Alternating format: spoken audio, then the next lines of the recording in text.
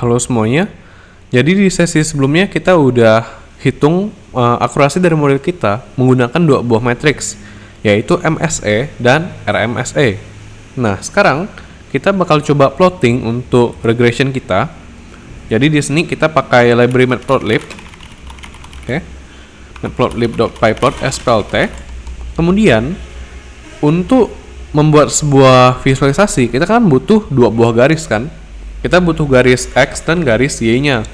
Nah, dalam kasus ini, garis X-nya, atau aku namain X-line, itu adalah nilai df years yang paling minimum.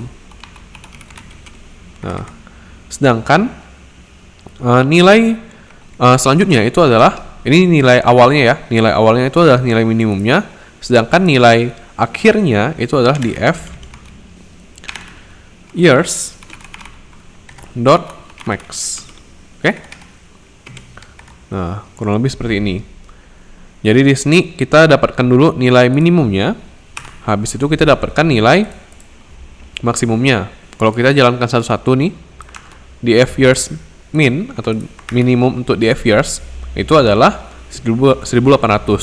Sedangkan df years yang max ini adalah 2100 ya. Nah, oke. Jadi ibaratnya kita bakal buat sumbu X-nya gitu ya. Sumbu X-nya itu dari 1800 sampai 2100. Nah, untuk Y lainnya, oke. Untuk Y lainnya itu adalah prediksi dari model kita kan. Nah, berarti model.predict X-test X-line ya, oke. Nah, jadi kenapa kita pakai X-line? Jadi kita bakal plotting nggak cuman dari testing data. Jadi dari testing data kan kepisah-kepisah ya tahun-tahunnya. Nah, di sini kita bakal predik dari tahun 1800 sampai tahun 2100. Nah, makanya di sini kita prediknya X-line gitu. Nah, oke. Oh ya, ini bukan prediksi 1800 sampai 2100 ya, tapi prediksi 1800 dan 2100 gitu. Tujuannya apa? Nanti kalau misalnya kita udah plotting untuk tahun 1800, dia kan muncul satu titik nih. 2100 kan juga satu titik. Nah, antara dua titik itu tuh kita tarik garis. Makanya namanya Y-line gitu. Oke? Nah, jadi di sini kita plt.plot X-line, Y-line, kita kasih garis merah dash ya. Terus kita panggil plt.show. Oke? Oh ya, ini X kecil ya dalam kasus ini. Nah, jadi ini garisnya. Jadi kita prediksi untuk tahun 1800, terus kita prediksi yang 2100. Nah, dapat dua titik, kita tarik satu garis gitu. Garisnya aku pakai warna merah dan dia berupa dash. Oke, jadi bukan titik. Kalau titik, dia kan jadi gini kan. Jadi 1800 tuh satu titik, 2100 satu titik. Kalau kita pakai arc dash, dia jadi satu garis dihubungkan gitu.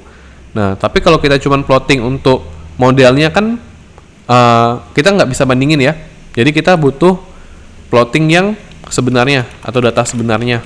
Nah, data sebenarnya itu adalah df years untuk sumbu X, sumbu Y-nya pakai life expectancy.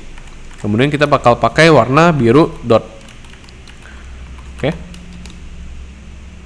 Nah, jadi ini kan data di awal nih yang sempat kita udah plotting di awal ya. Terus kita dapat nih garis regresinya kayak gini. Nah, terus kita bisa perhatikan bahwa garis ini memang lumayan mewakilkan titik-titik biru ini atau data points-nya. Kurang lebih seperti itu untuk plotting regression ya.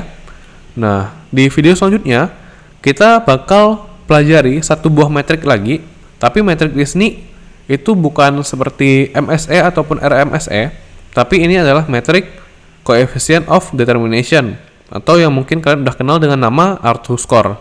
Di sini kita akan bahas lebih dalam lagi ya mengenai R2 score. Jadi sampai jumpa di video selanjutnya.